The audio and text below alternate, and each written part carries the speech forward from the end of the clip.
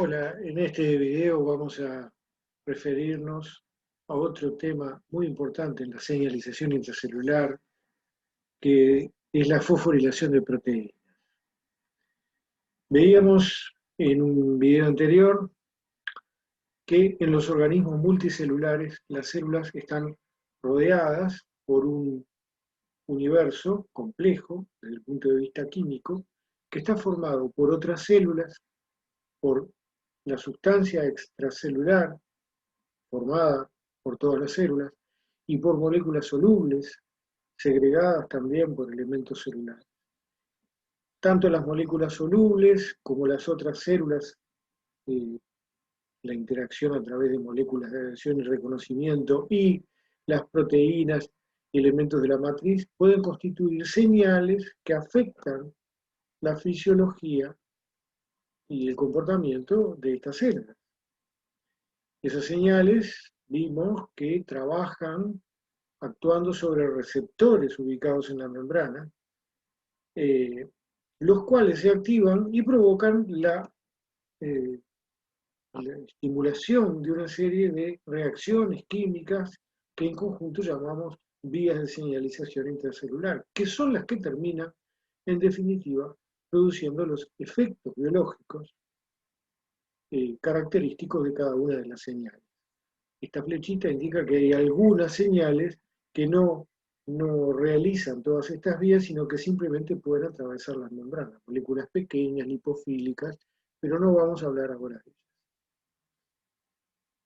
Vimos además que las células regulan su fisiología compleja utilizando básicamente tres mecanismos moleculares: la regulación alostérica, la regulación por el ciclo de las proteínas G y la regulación por su ciclo de fosforilación de proteínas, el cual nos vamos a referir en este video.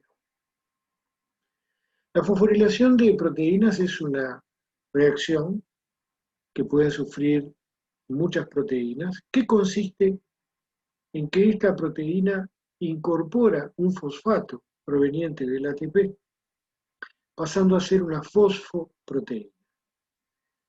Esta reacción es catalizada por enzimas llamadas proteínas quinasas. La reacción es reversible. Este fosfato que se ha incorporado aquí por fosforilación puede ser hidrolizado, liberado, por acción de una fosfatasa. Por lo tanto, estamos en presencia de un fenómeno que es bidireccional, lo cual lo convierte en un tipo de mecanismo molecular apto para trabajar en la señalización, apto para trabajar eh, activando e inhibiendo funciones. Siempre esto de que sean reversibles es muy importante, porque van a actuar estos mecanismos moleculares como verdaderos interruptores o llaves de encendido y apagado. Por eso es importante que sean reversibles. Es una modificación posttraduccional, la fosforilación. Se fosforilan las proteínas que ya han terminado su traducción. La unión del fosfato se realiza en forma covalente y acabamos de decir que es además un fenómeno reversible.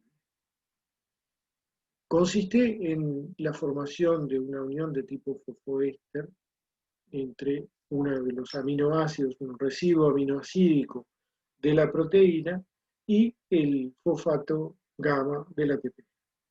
Ahora bien, no cualquier residuo aminoácidico de la proteína puede ser fosforilado, sino que solamente son fosforilados los residuos serina, treonina y tirosina. La reacción, debido a la energía libre que libera el enlace del ATP, está desplazada a la derecha, y además a la abundancia del ATP en la célula. Eso hace que el equilibrio esté desplazado hacia la fosforilación. Por lo tanto, esta reacción se va a producir sin problemas, digamos, termodinámicos, siempre y cuando las quinasas, las proteínas quinasas, estén activas. Entonces, toda la regulación de la fosforilación de proteínas se basa fundamentalmente en la regulación de las enzimas que regulan el estado de fosforilación de proteínas. ¿Qué sistemas celulares son regulados por fosforilación? Hace un tiempo atrás era más fácil explicar esto. Hoy en día sería más fácil decir qué sistemas celulares no son regulados por fosforilación, porque sabemos que es un mecanismo de regulación fisiológica muy extendido a una enormidad de funciones celulares. El cambio, el estado de fosforilación entre proteína y fosfoproteína de diferentes proteínas sustratos regula enzimas, proteínas reguladoras y proteínas estructurales, elementos del citoesqueleto, canales, bombas, factores de transcripción, otras quinasas y fosfatasas que a su vez terminan regulando el estado de fosforilación de otras proteínas, prácticamente todas las funciones celulares. ¿Y quién regula ese estado de fosforilación? Bueno, señales extracelulares pueden cambiar el estado de fosforilación de proteínas. También controladores del ciclo, como ya se han estudiado en otra parte de este curso. Y en el caso de unicelulares, como las levaduras, por ejemplo, el estrés ambiental, por ejemplo, la falta de nutrientes, también pueden desencadenar este tipo de mecanismos. ¿Y qué ocurre cuando se altera el estado de fosforilación de citoesqueleto, factores de transcripción, canales, bombas, etcétera? Se produce una respuesta. Quiere decir que estas señales van a producir una respuesta a través de estos mecanismos.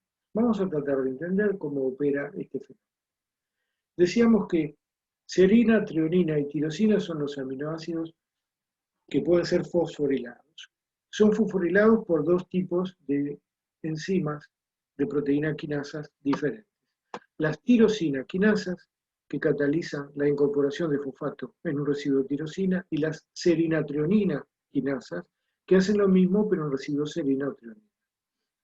Esta clasificación inicial, perdón, esta clasificación inicial tiene mucho más que un interés bioquímico y tiene un interés, como veremos, biológico central, porque ambas familias de quinasas son reguladas de distinta manera, se activan de distinta manera, obedecen y regulan distintas funciones dentro de la célula. Entonces importa esa distinción. Existen muchas proteínas quinasas. Este es el primer problema que nos enfrentamos cuando queremos hacer, como ahora, una especie de visión sumaria de este tema tan extenso. Vean ustedes, se calcula que aproximadamente el 2% de nuestros genes codifican proteína quinasa. El 2%, son muchísimas quinasas. El 30% de todas nuestras proteínas, las especies proteicas que tenemos, un tercio, pueden ser a su vez modificados funcionalmente por su estado de fosforilación. Tenemos algo más de 500 genes, nosotros seres humanos, que expresan, perdón, que codifican proteína quinasa. Y de ellos, más o menos la mitad están implicados en enfermedades, incluyendo, por ejemplo, el cáncer. Quiere decir que son muchas, son muy importantes y además tienen importancia fisiológica e incluso, como ven ustedes, importancia biomédica. Con esta abundancia de proteínas, resulta muy difícil pensar en esbozar un mecanismo que explique cómo se regulan, porque son tantas que existen una infinidad de mecanismos distintos de regulación de la actividad de estas quinasas. Vamos a hacer el intento, sin embargo, de verlo de una manera general.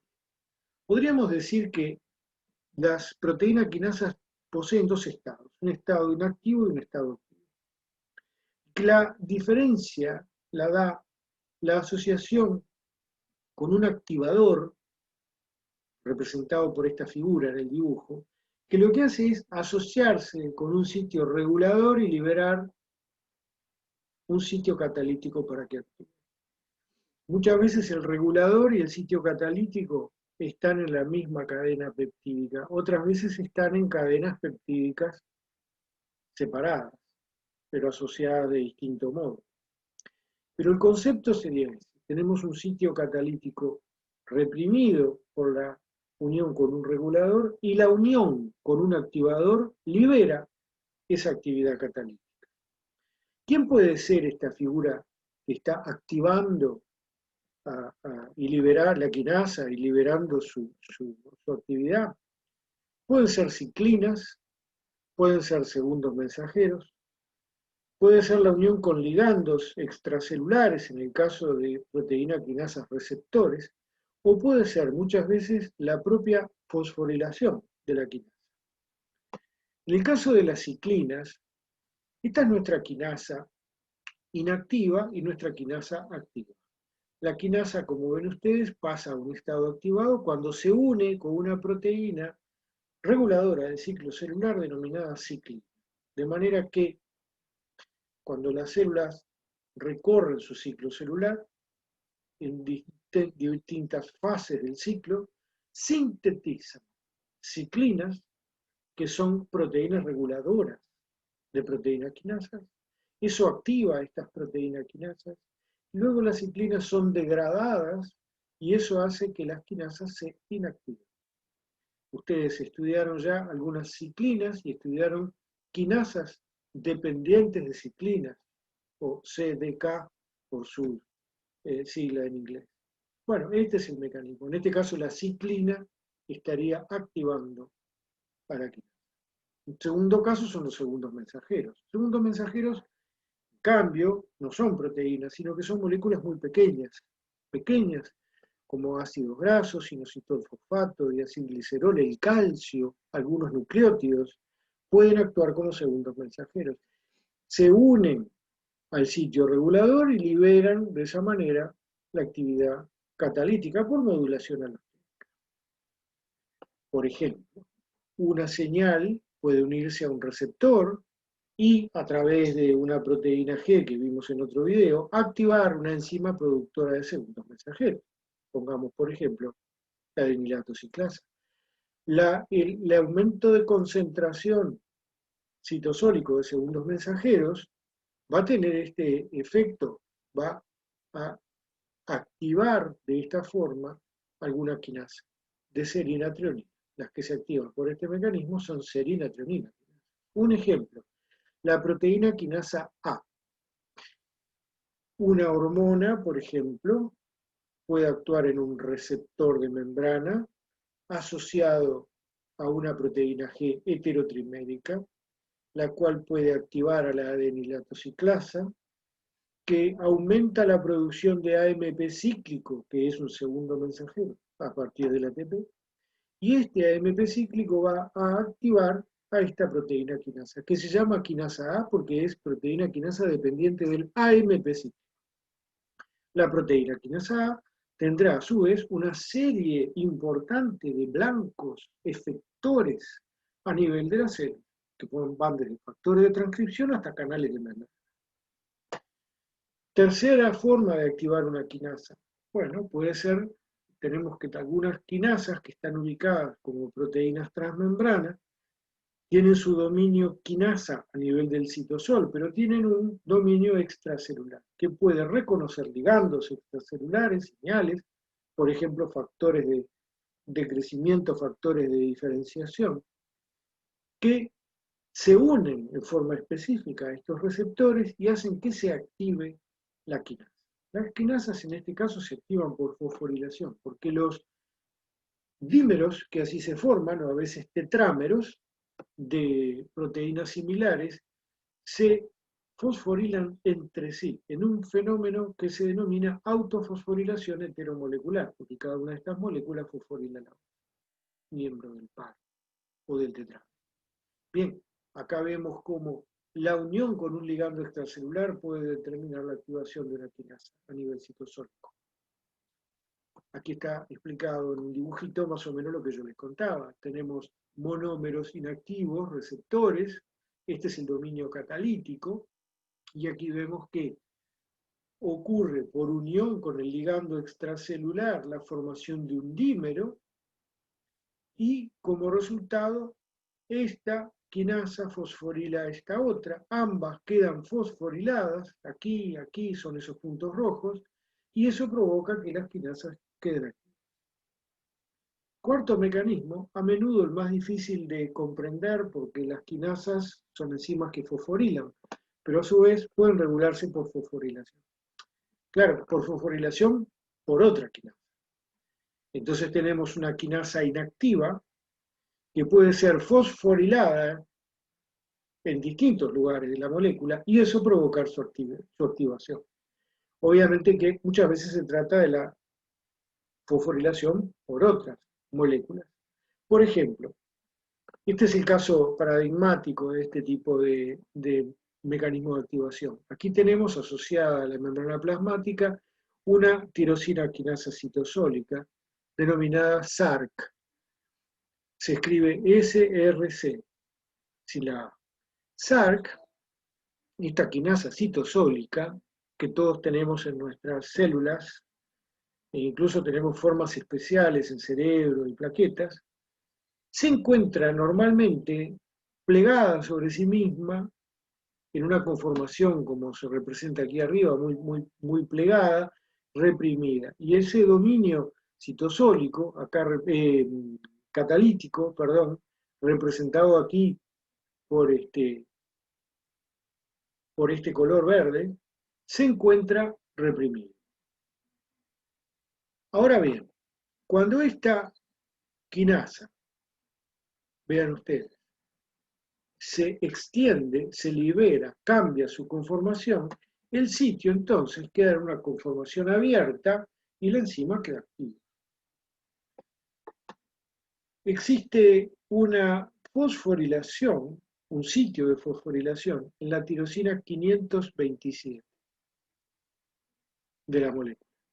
Cuando esa tirosina está fosforilada, se puede unir a otra parte de la molécula llamada dominio SH2 y eso provoca que la molécula se cierre. Si este sitio, esa tirosina 527, no está fosforilado, se defosforila, como se indica aquí, entonces la molécula se abre.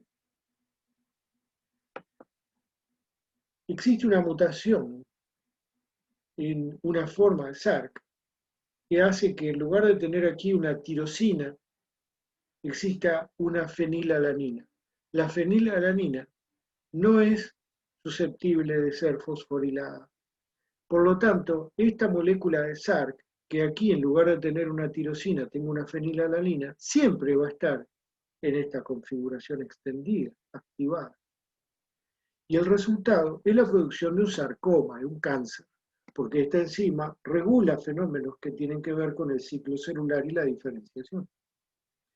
Entonces, esta enzima que es tan importante, tan útil, pero a su vez tan peligrosa si se desregula, tiene como mecanismo de regulación esta fosforilación en este sitio. Incluso tenemos todo un gen dedicado a una quinasa que se llama quinasa de el extremo carboxi terminal de SRC, cuyo único blanco molecular conocido es esta tirosina.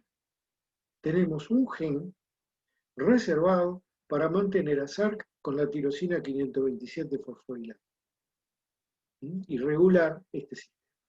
Bueno, hay en un 2% de genoma, como yo les decía, hay muchos ejemplos para. Como cosas importantes, veamos que hay dos grandes mecanismos por los cuales se producen fenómenos de fosforilación. Uno es lo que llamamos la amplificación. La señal actúa sobre un receptor que provoca la activación de sistemas generadores de segundos mensajeros.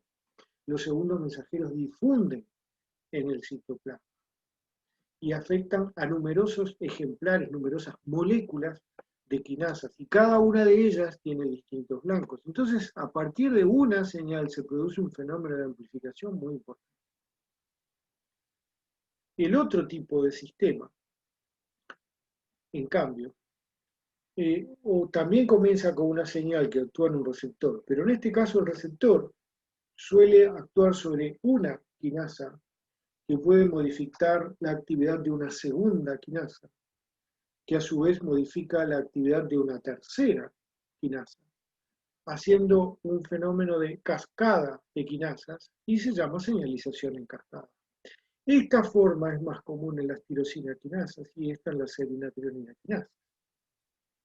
Por otra parte, a través de fenómenos de amplificación, en general se regulan funciones que tienen que ver con el metabolismo celular, por ejemplo, o cambios que no son eh, dramáticos desde el punto de vista de su activación o inhibición. En cambio, estos tipos de señalización en cascada son utilizados básicamente por tirosina quinasas en funciones donde es mucho más importante el destino, la vida, la preservación de la vida, del ciclo celular, de la diferenciación de esas células. Este mecanismo es muchísimo más complejo, pero tiene la ventaja de que cada uno de estos pasos es a su vez asiento de regulación. Quiere decir que una señal tiene varias chances de ser frenada o ser modulada antes de producir el efecto final.